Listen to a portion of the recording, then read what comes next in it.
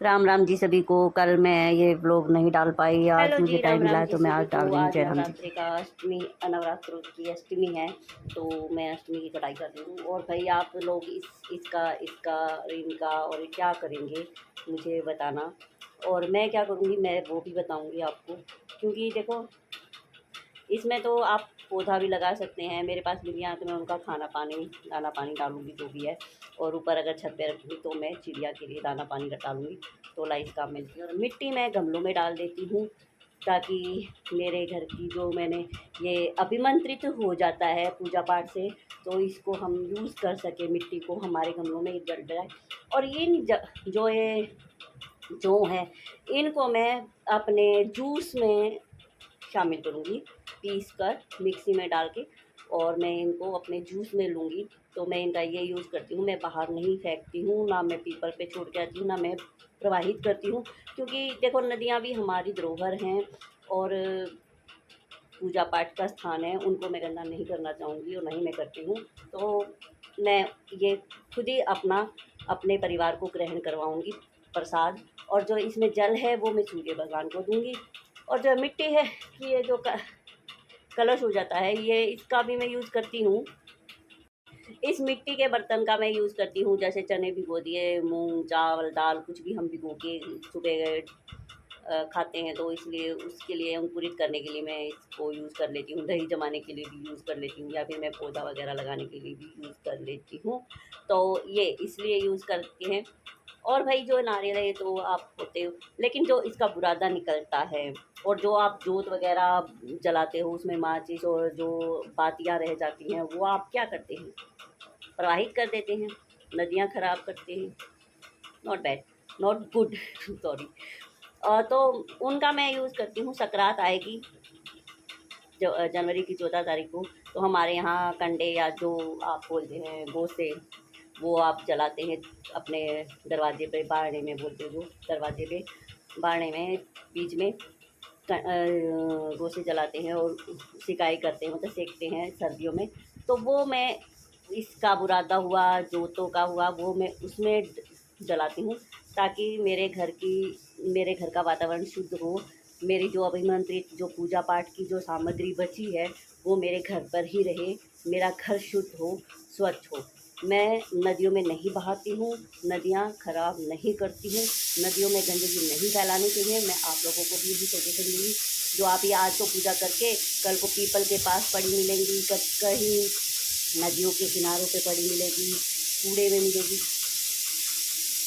पूजा कर रहे हो तो पूरी श्रद्धा से, पूरी उसकी चीज़ों को यूज़ करके कीजिए। और जो ये चुन्नी होती है, आप चुन्नी का क्या यूज़ करते हो? मैं इस चुन्नी को अपनी गाड़ी पे बांध देती हूँ, क्योंकि मेरे को माता रानी की चुन्नी से रक्षा होती रही। अगर नहीं तो मैं इलेक्ट्रॉनिक चीज़ों पे, जैसे कूलर हुआ या इलेक्ट्रॉनिक चीज़ें या व्हीकल वगैरह, या फिर ऑफिस हो, घर हो, जो भी स्थान आपको ठीक लगे, अपना गेट वगैरह, उस पर बांध दीजिए कि आपकी अभिमंत्रित चुन्नी है, आपके घर को सिक्योर करे माता रानी और सेफ्टी बनी रहे। तो मैं ऐसे करती हूँ। तो आप लोगों को भी मैं सजेस्ट करूँगी, ऐसा ही कुछ कीजिए, इन चीज़ों को ऐवें ही ना फेंकिए। बहुत ही आप एक कहते हैं ना, 9 दिन पूजा करते हो, फिर 10वें दिन माता रानी को भी ऐसे ही, जैसे गणेश महाराज जी को विसर्जित करके आते हो और वो उन्हें फेंक आते हो, एक किस्म से फेंक के आते हो, उनको चोट लग रही है, वो फूट रहे हैं, टूट रहे हैं। अरे भगवान है हमारे, हम हमारा शरीर है, टूटता फूटता है, चोट लगती है, हम प्लास्टर वगैरह करवा के ठीक होते हैं, या फिर हम एक कबाड़े में चले जाते हैं, सीधा चैनिया में गए, फूक दिया, वो अच्छा है। आप किसी चीज़ को बिल्कुल ख़त्म नष्ट करके उसे ख़त्म कर दो, इससे कि आप उसे तोड़ फोड़ कर इधर उधर फेंक रहे हो।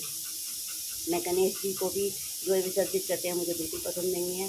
इसको भी आप अपने घर पे ही जो मिट्टी बना के वो डालते हैं, वो तो अच्छी बात है। जो ये बड़े बड़े बनाते हैं वो तो मिट्टी नहीं बन सकते, या उन्हें तो नहीं विसर्जित करते ही क्यों? भगवान ना जाए ना आए, आ गए तो अपने घर पर विराजमान करो। जैसे हमारे बड़े बूढ़े होते हैं, जब तक हैं उन्हें रखो।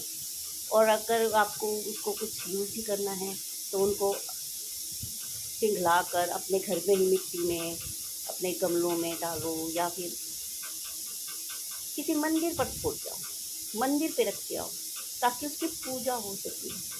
आप इतना बड़ा आलीशान गणपति महाराज लेके आते हो, उसकी पूजा करते हो, उसे मंदिर पे रख के आओ, उसे तीर्थ स्थान पर ऐसी जगह रख के आओ कि हम अपने ही भगवानों का अनादर खुद कर रहे हैं। मुझे ये चीज़ें बिल्कुल पसंद नहीं आती। मेरी कोई भी मूर्ति खंडित हो जाती, कहते खंडित चीज़ें नहीं रखनी, मैं तो रखती हूँ भाई। मेरे माँ बाप अगर चोट खेट बीमारी हारी बीमारी लगी तो क्या मैं उन्हें फेंकाऊँगी? नहीं, मैं तो नहीं फेंक के आऊँगी, ना ही मैं अपने भगवानों को फेंकूँगी।